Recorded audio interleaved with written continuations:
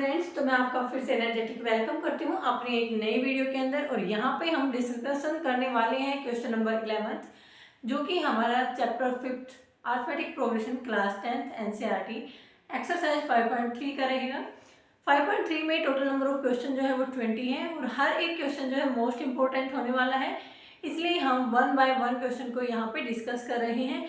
और अभी जो हम डिस्कस करेंगे वो है हमारा question number 11।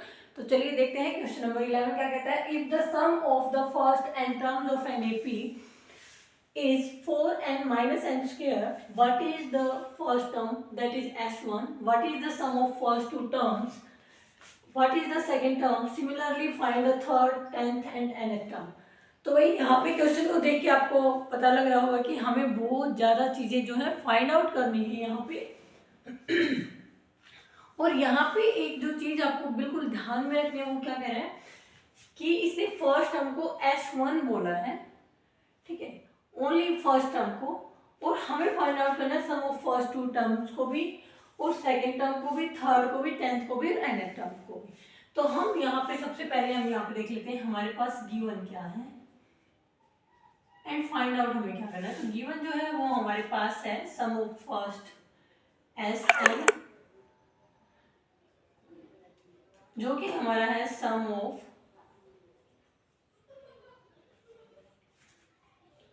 First n terms of an AP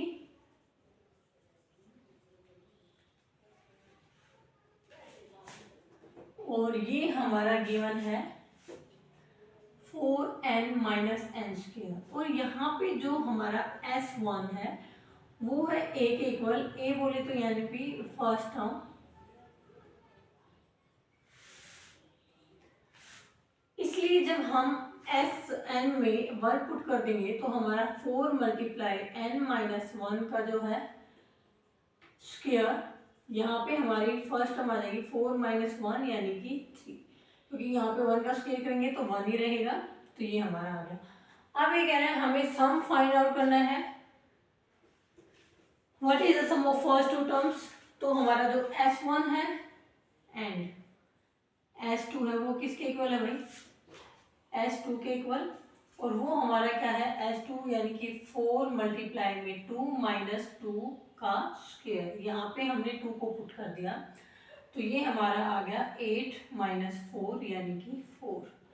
अब यहाँ पे थर्ड बात है, हमें निकालना है A2 यानी कि जो हमारी सेकेंड टर्म है वो।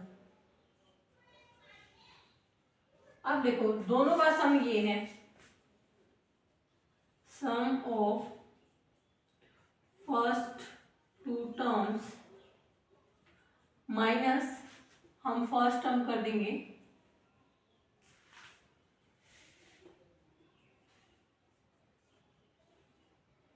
जिसको हमने S1 का नाम दिया है, तो हमारा आ जाएगा सेकेंड टर्म। तो सेकेंड टर्म देखो ये हमारा 4 है, ये रहा, और ये हमारा है 3, तो हमारी सेकेंड टर्म आ गई 1।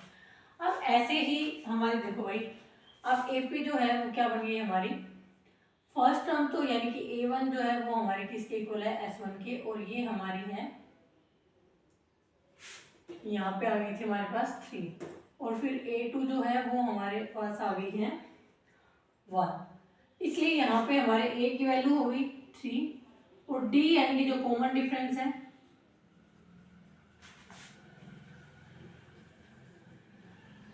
वो हमारा क्या आ जाएगा, वो होता है A2 माइनस A1। A2 हमारा है 1 माइनस 3 यानी कि माइनस का 2।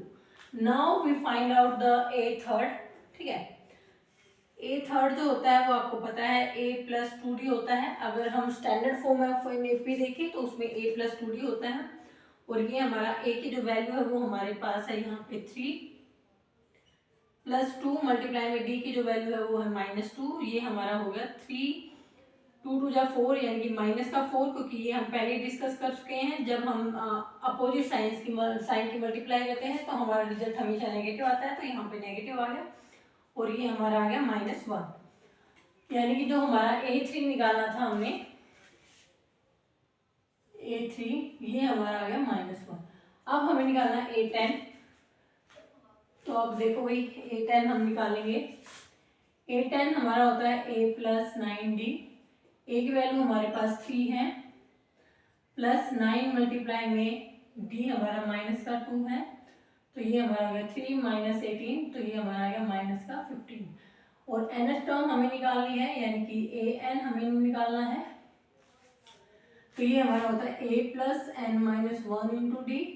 तो ये हमारा क्या हो जाएगा, ए की वैल्यू जो है वो हमारे पास 3 है, plus N minus 1 into D की वैल्यू जो है वो हमारे पास क्या है, माइनस का 2। अब देखो 3 प्लस इनकी अगर मल्टीप्लाई करेंगे तो ये आ जाएगा माइनस का 2n, minus plus minus 2n, minus minus plus और 2 1 जा 2, यानी कि माइनस का 2n प्लस, दोनों ही प्लस के हैं तो जुड़ जाएंगे, यानी कि ये हमारी क्या आ गई an, यानी कि nth टर्म। आई होप जो जो चीज़ें हमसे पूछी गई थी वो हमने सारी यहाँ पे फाइंड आउट कर ली हैं और आपको भी कॉन्सेप्ट अच्छे से क्लियर हो गया होगा।